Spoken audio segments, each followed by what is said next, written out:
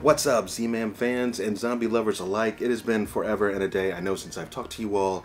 Sorry for my absence. I know I didn't get to properly send off Fear. Good Lord, thank God that show is over. But here we are with The Walking Dead, The Ones Who Lived, front and center with Michonne and Rick Grimes, my boy, Rick. He's finally back. But oh my God, the beginning of this episode, just craziness just ensuing. So let's sit back and let's just go ahead and jump into all this. So we get to hear a little bit of monologue from Rick. He's talking about how he's been trying so hard to get back to his family. It sounds like he's writing to probably Michonne, maybe Judith, who knows, maybe little RJ. But he just keeps talking about how he's tried so hard, and we finally get to see some of the things he went through. And I'm telling you that first, so here's the spoilers. They're coming out hot and heavy, so if you haven't seen it, go watch that episode. Hell of a good episode. And let's just get into it. So I can't believe that Rick, so first it starts off, you gotta love the CRM propaganda talking about, thank you for volunteering for this mission, as they run off into this woodland, which it looks like they're trying to stave off some walkers that are trying to make it through this tree line, and they're on fire a bit and burn and whatnot. And but the Rick and all these other volunteers, as they call them, are basically on like a leash, or like on a guideline by these other CRM military leaders, or members, excuse me. And anyways, Rick gets out there, starts kicking butt like usual, but he has a plan, right, to escape. At least that's what he's hoping to do. But I didn't think he was gonna freaking chop off his hand. I mean, what the hell? I mean, I remember how Kirkman had always talked about and how he wished he had never had Rick's character take his hand in his stories. But I mean, obviously, this is now going off rails from Kirkman's works, and now it's just AMC running the show. But I'll be damned, he sure did. He was wrapping the tourniquet around his arm, and I'm like, no way. And I'm like, well, maybe it's in case he misses or something or whatever. No. So anyways, hand goes just like that and starts bleeding out like crazy. Anyways, he gets through that first part, but they catch him. So all that, and he got caught anyways. I couldn't help but the entire episode I was feeling that like what it is to have your other hand. You know what I mean? We all take it for granted. For any of those, you might be amputees or this or that. I can't imagine what you all have to go through, and just seeing him have to go through the motions. I mean, Rick is very formidable, and he'll work through it one way or another. But let's face it, having that other hand just would be amazing. And then we get a chance to see this I don't know if he's a major or whatever, but his name's Okafor. But he's high up in the ranks of the CRM military, and for some reason he's been eyeing Rick for all this time, trying to get him to join. And Rick's just been like, hell no, I'm not doing this. And he did, you guys can't choose my life for me. I want out, but no one gets out. That's the one thing about this city that the CRM has, the main large one that's a couple 100,000 strong, give or take, and that's less the military side, is that the city, it remains a complete secret. Nobody knows where it is. The military keeps it a complete secret, and nobody gets out. It's just a one-way trip in, and then you just live out your days. And as some of you may have watched World Beyond, and if you didn't, I praise you, because it was a rough ride. But we did get to see some things in that show that really came to light in tonight's episode, which also included the fall of Omaha. So there's two other large cities, Omaha and Portland. And Omaha, which was about 90,000 strong, fell right due to a fail in the wall. Well, spoiler alert, ready for this? It was no failure in the wall. The CRM did it. The military did. They blew the hole in the wall, I believe, because they thought, I guess, the city was getting either too strong, or maybe there was word that, maybe they weren't falling in line perfectly, or maybe they were afraid that one day they might try to, be on their own or so forth. And the CRM didn't want to take that chance, so they took steps. And those steps were blowing a hole in the wall and basically driving forward a mass of, I don't know, thousands and thousands of walkers in, which killed everybody. So yeah, make no mistake, everybody. The CRM is not the promised land. They're not the promised people. I think some luck and some things worked in their favor, and it worked out, and they've been running this show ever since, and they're not willing to let that power or that show go. Which I want to point out, a little side note. So that factory is later in the show, and I'm jumping around a little bit, but you guys saw the episode, so I'm just hitting on some highlights here. When Rick after he finally decides, he's like, okay, I can't escape, and this Okafor guy basically is not letting up. He wants Rick and this CRM military with kind of a hidden objective, mind you, and I'm going to get to my point here. He wants Rick and this other woman, Thorne, that's her last name is what we can tell, to basically be these new age leaders that are going to try to lead the CRM into a new direction. Probably not to be so damn corrupt is my guess. But, but the general doesn't know about this yet, and he even asks Rick later in the show, like, is there anything about Okafor I should know? And I think Rick pretty much pulled it off, more or less, but I think the general didn't buy it one way or the other. I think he knows something's up. But anyways, Rick decides to go full-fledged into the military side. He's getting his training, he's learning, but he still has that desire and want and need to get out, to get to Michonne and his family. And that's just lies the problem. You know, he cannot fully get on board. Once Rick does finally go full-fledged, he's put on a mission, and he's basically going to go, and it's like some chemical factory, and he had a friend named, I think his name was Esteban or something like that, pretty cool guy, and he actually gives Rick some cool tips, reluctantly, but still does, on how to get out of this water main area or this or that or whatever. So he has this plan to try and get out. They hit this chemical factory, but what I wanted to point out was they find a girl in there alive, a young girl. Apparently, her parents and some of the other people that they were surviving there were all killed, or they all turned. Somehow the dead got inside. I know exactly what happened there. Just the same thing that happened in Omaha. It was the CRM. They wanted what was in that factory, and so they just did what they had to do to get those people vacated, if you will, and then they moved in. And so I have no doubt in that. I don't know if they're ever going to hit on it again. Let me know your thoughts on that one. I'm just kind of curious what some of you all think, if you think I'm right on that one. But anyways, the girl unfortunately foils Rick's plan to get away. Thorne catches them both. She kind of saw what Rick was trying to do, planting a dead body, Walker looking, and he's going to put his dog tags on it. He was going to burn it up with this fuel truck that was near it with a grenade, but the whole plan went to crap.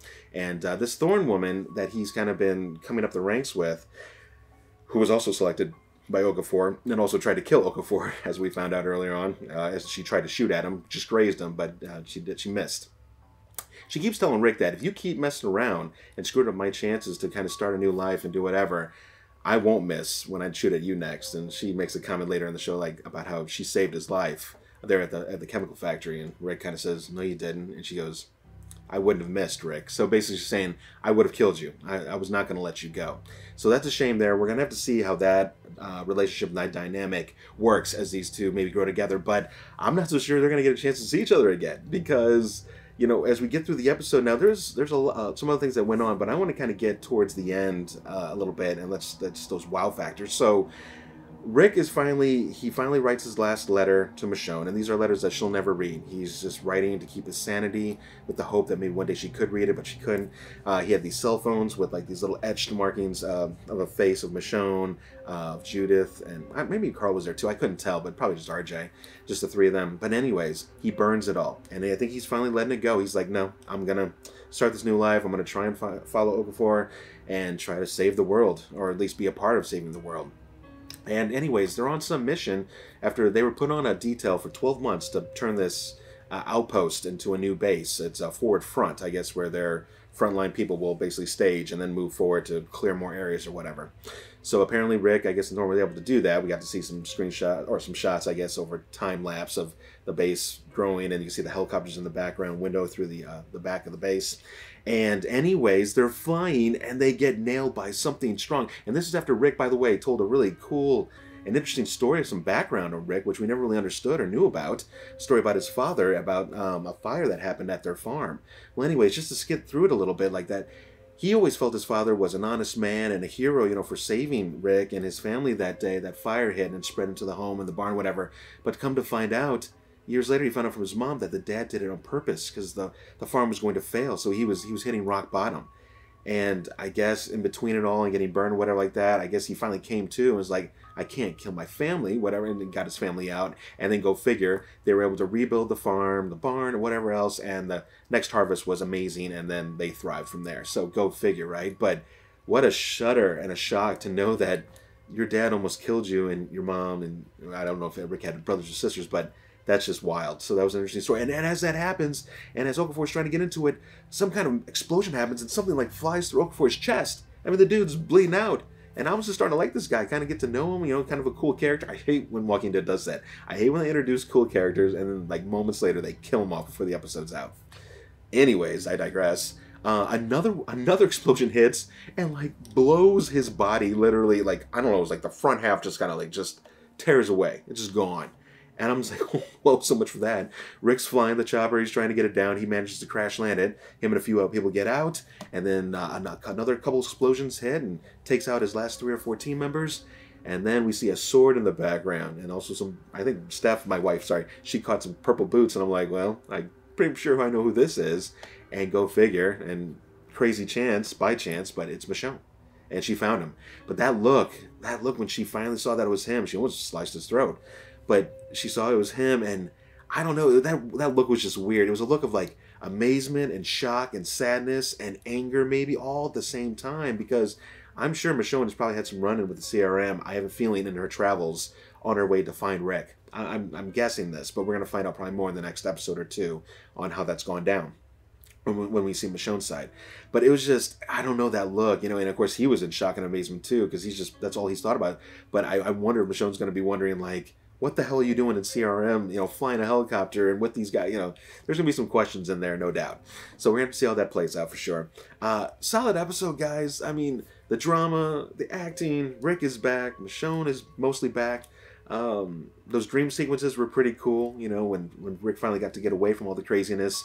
He got to dream a little bit about this scene with him and Michonne on a park bench, and they're kind of playing coy with each other, whatever. And obviously there's some symbolism and meaning there when she's talking to him about how I believe in you and this and that, you know, it's playing off of that. But you know, every time he gets awakened before it ever gets anywhere good. In fact, the last one kind of awakens up more to a nightmare.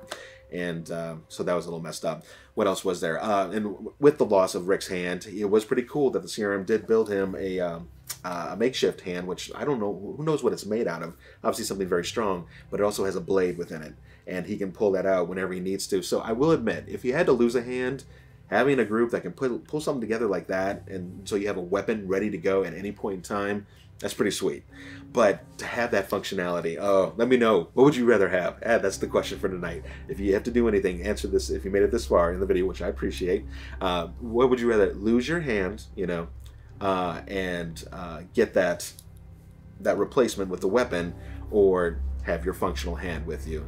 It's an interesting question. I think most of us would probably pick hand. I'm going to go with my real one, I think. I think that's because you'd be able to swing harder, faster, stronger. It's just very important. So anyways, guys, I know I ran it on quite a bit there, but what an episode, right? And I was looking on IMDb, already at a 9.3 out of like 2.6 thousand reviews. I'm giving it a solid 9. I rarely give things a 10. I mean, it wasn't like a perfect episode, but it was very thrilling. It was very exciting, and it's awesome seeing Rick back in motion again. It's awesome to see where he's been, because we found out, and I forgot if I mentioned that earlier, it starts off 5 years after the bridge incident when he tried to stop the, well, he did. He stopped the walkers from crossing over to the encampments and basically gave his life, and that's when Pollyanna McIntyre, I'm forgetting her, Jada? I'm already forgetting her name. But basically the chick calls in and says, I have a B. That was another thing interesting too. They did finally talk about the A's and B's tonight, which maybe I'm just slow, and I probably am, but I'm still a little fuzzy on the whole A and B thing, because I remember she said that Rick was a B, but then later on when he's talking to Okafor, he talks about how if I'm an A, and you know, he has free will and can think for himself. So I'm like, well, what is it? Is he a B? Is he an A? Or was he a B that became an A? Maybe you can help me understand that a little bit more. I'm sure after I think about it a little bit, it'll make more sense. But I wanted to get into this video real quick because I have to head out of town for business tomorrow. So anyways, thank you so much for joining in. This is the Z-Man Show. Mike here. Guys, I know I've been talking about some side filming going on only for like the last, I don't know, 3 years. But we are ramping up. We are going to get some filming done this year for Dead Nightmare and some other fun projects where I have a cousin, his name's Tony, up in New York. He's going to come in with a few of his other friends who do acting for a living.